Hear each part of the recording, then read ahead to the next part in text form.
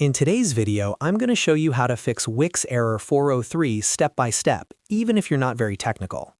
A 403 error in Wix usually means access is being blocked, and it can happen suddenly while editing your site or trying to access your dashboard. The good news is that in most cases, this issue can be fixed in just a few minutes using simple troubleshooting steps. I'll walk you through each one in the correct order so you don't miss anything important. And if this tutorial helps you out, make sure to hit the like button and subscribe to the channel for more easy Wix and website tutorials. Alright, let's jump right in. The first thing you want to do is log out of your Wix account and then log back in again. This might sound simple, but it actually fixes a lot of 403 errors caused by expired sessions or account sync issues. To do this, go to the Wix dashboard, click on your profile icon in the top right corner, and choose Log Out. Once you're fully logged out, close your browser completely.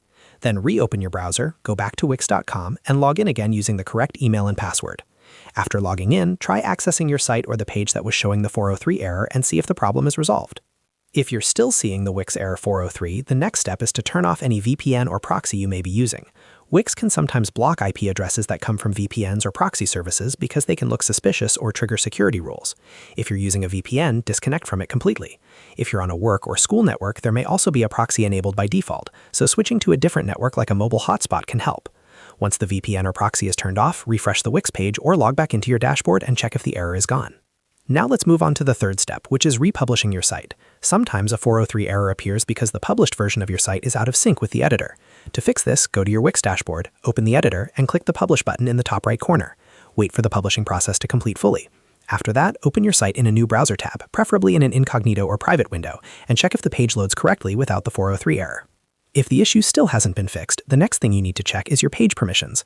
A 403 error often means that visitors don't have permission to access a specific page.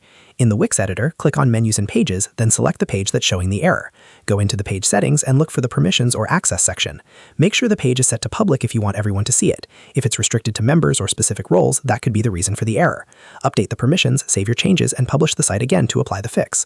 At this point, most Wix error 403 issues should be resolved. If you're still having trouble, try clearing your browser cache or opening the site on a different device to rule out local browser issues.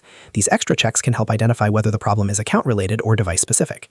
And that's it. You've now learned how to fix Wix error 403 using simple, effective steps that work for most users.